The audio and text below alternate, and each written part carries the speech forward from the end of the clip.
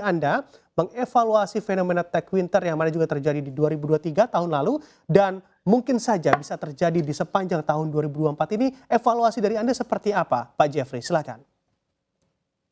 Oke, Bram. Jadi terima kasih nih. 2023 kita bicara mengenai winter ini sesuatu yang menurut saya adalah akan selalu dialami bukan hanya digital company gitu ya, tapi conventional company juga mengalami hal yang sama. Jadi ini adalah situasi yang memang kondisi yang tadi disampaikan mengenai perekonomian, ya, peperangan yang masih berkelanjutan panjang, pressure terhadap namanya green acting itu kayak apa gitu ya. Jadi hanya saya ingin menggarisbawahi satu hal yang tadi Bram sampaikan gitu. Jadi waktu bicara mengenai economic biaya tinggi dengan interest, itu sangat tepat apabila itu bicara mengenai startup kita yang memang sudah boleh kita bilang kalau dalam bahasa kita itu adalah bankable gitu ya. Jadi they are using namanya working capital for the interest itu very clear. Tapi untuk namanya capex, apabila kondisi keuangan dari startup itu sudah baik, tentu itu berdampak. Tapi ada satu notes yang seharusnya kita melihat, apalagi teman-teman divisi, bahwa kondisi namanya inject terhadap working capital, terhadap namanya equity, itu memang jangan digunakan dengan interest.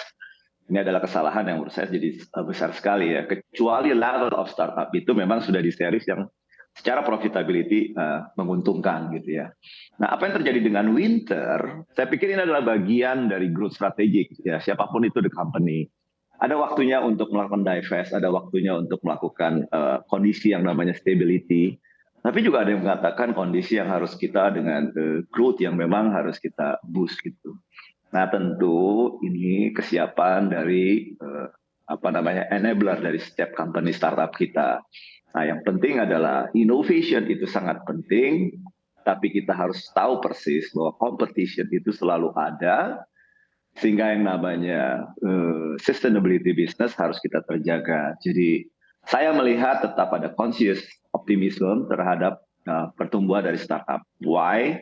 Again, innovation is necessary. It's important for us untuk kita berbeda ya situasi baik dengan negara lain, dengan kompetitor kita, industri kita ingin lebih maju. Jadi begitu Bram. War ini adalah memang kita lihat Russia, kita lihat di Middle East ya. Kita pengennya cepat, tapi suka tidak suka ini sangat mempengaruhi kita. 2024 ini Februari kita akan melakukan dengan election, pemilu. Saya pikir semua investor sebenarnya tetap berjaga-jaga, tetap selalu prudent. Tapi the smart investor, the VC side, tentu melihat ini dengan agility mereka bahwa time to invest, mereka akan sangat tahu persis. Demikian, Bram. Oke, ini menarik Anda kita bicara terkait time to invest. Apakah terkait pendanaan di tahun 2024 ini akan lebih baik daripada 2023, Pak Jeffrey? Oke, I think beginilah. 2023 waktu bicara winter itu kan banyak hal yang mungkin dengan termasuk CNBC menjelaskan apapun itu ya. Jadi winter itu tidak harus dijawab bahwa adanya dengan PHK gitu ya, layoff dari orang-orang. Sebenarnya itu juga adalah bagian dari teknologi, bukan hanya efisiensi yang dilakukan oleh company. Jadi waktu they are using the new technology, itu kan clear ya. Mungkin saya boleh menggambarkan.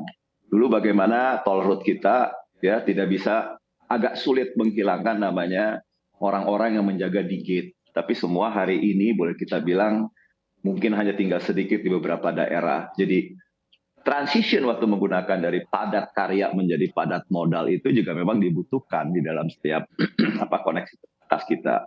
Apalagi negara kita ini kan juga dalam konteks tertentu saat ini lebih banyak mengutamakan yang namanya padat karya. Gitu. Nah, saya melihat investment di tahun 2024 dengan pelajaran 2023 yang memang kita harus akui, kalau secara total investment dibanding 2021 kita mungkin the highest ever yang kita bisa gelontorkan lebih dari 9 billion US dollar gitu ya.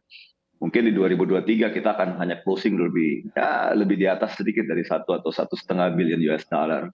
Tapi nanti kita lihat konsolidasinya bagaimana di 2023. Tapi kami melihat tetap tadi dengan beberapa ulasan rekan-rekan baik dari IS juga dari Edward gitu ya, yang sudah disampaikan oleh Bram, menarik sekali kalau saya pikir. bahwa innovation ini sebenarnya memang harus kita miliki, dan kita ini sebenarnya harus menghidupkan.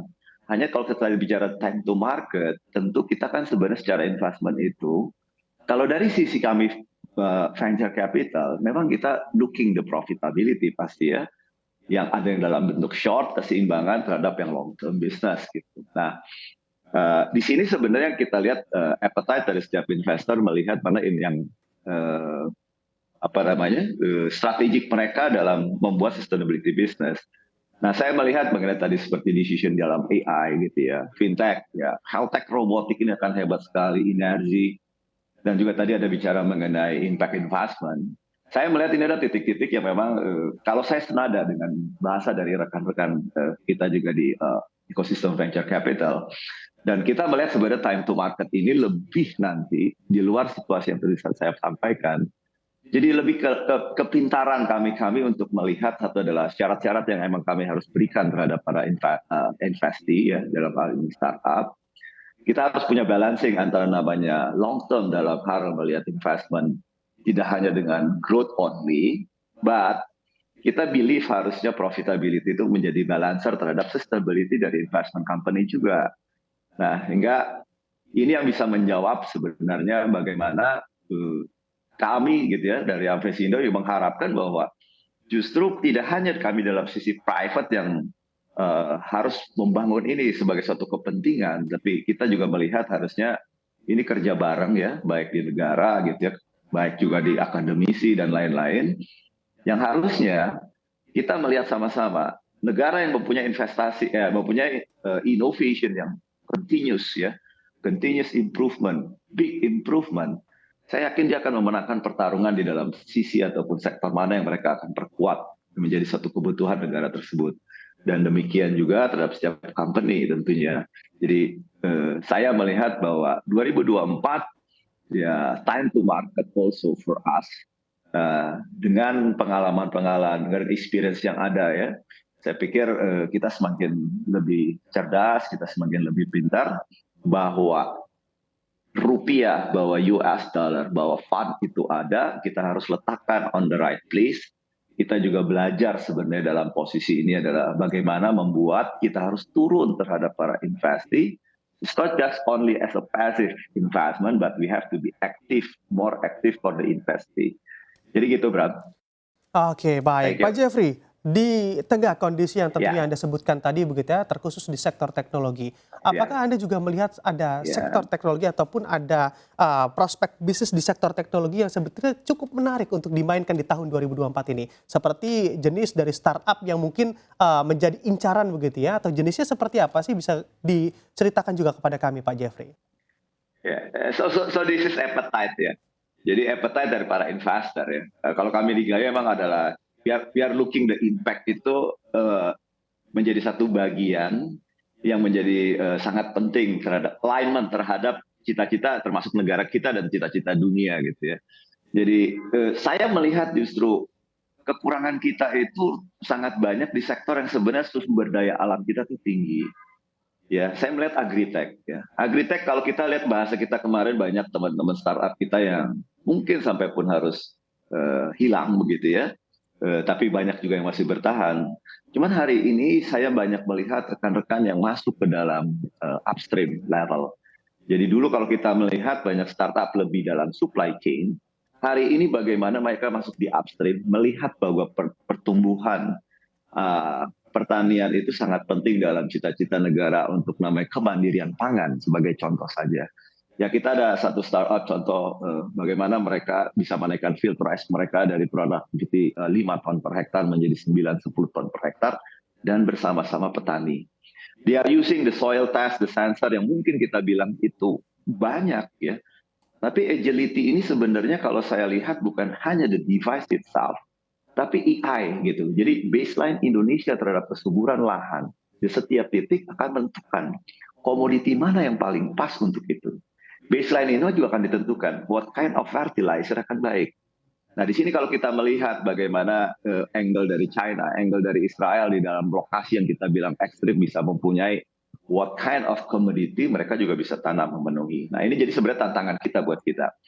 Pak Jokowi sudah bicarakan mengenai food estate yang menjadi polemik hari ini, tapi saya pikir bahwa itu adalah jalan kita untuk memberanikan diri bahwa at any condition kita bisa. Nah, dalam sisi yang long term sebenarnya kalau saya justru melihat kembali portfolio gitu ya, bahwa kondisi perubahan iklim ini juga kita harus siasati di dalam pertanian, dalam kebutuhan pangan. Jadi bagaimana bisa kita menghasilkan tanaman-tanaman dengan cara membangun ekonomi iklim mikro kita gitu ya. Nah ini buat kami di Gayo itu menjadi satu tantangan yang saya lihat bahwa this is the condition for us untuk melihat ini sangat berguna. Kemudian banyak wish yang memang kita harus fighting ya. Wish yang fighting bukan just only for the fertilizer, energi bla bla bla gitu, tapi unsold gitu ya, ugly food gitu ya. Kemudian banyak hal yang jadi wish yang 40% ada di rumah tangga juga teman-teman cukup banyak yang memulai ini. Nah, acting ini yang sebenarnya menurut saya harus menjadi satu indicator buat kita gitu ya, sama dengan kondisi di energi. Jadi jangan lagi lagu gitu ya. Kalau energi kita lihat ya, energi kita kan dikuasai oleh 2 BUMN. Itu sangat clear gitu. Jadi 2 BUMN ini juga harus mempunyai satu hal yang namanya membangun satu namanya ekosistem, karena emang negara ini adalah menguasai terhadap hal-hal yang namanya esensial. Tapi disinilah ngebangun bagaimana saya lihat Pertamina dengan energi juga sudah membangun beberapa program dan proyek yang di dalam 3 tahun terakhir. Jadi saya pikir ini adalah satu sambutan yang bagus, tapi how we accelerate this one, ya. Jadi saya yakin kita bukan tidak punya rupiah atau tidak punya US dollar, tidak punya fund, tapi kita lebih melihat hari ini sebenarnya vehicle kita, para startup kita, what kind of startup yang sebenarnya harus terbangun. Nah, jadi kalau kemarin kita melihat bagaimana startup itu datang untuk mencari fund, tapi hari ini pun sebenarnya ya bagaimana visi, bagaimana investor sebenarnya bukan hanya datang ke startup, tapi building, jadi membangun bersama. Nah, building capacity, building block ini yang harusnya menjadi cara yang mungkin kita akan mempercepat di luar adanya incubator, di luar namanya ada accelerator di Indonesia saat ini. Jadi saya justru melihat 2024 dengan kematangan kita dalam secara operational end-to-end-nya ini, saya pikir kita akan lebih pintar dalam melihat atau membangun innovation ini secara national level.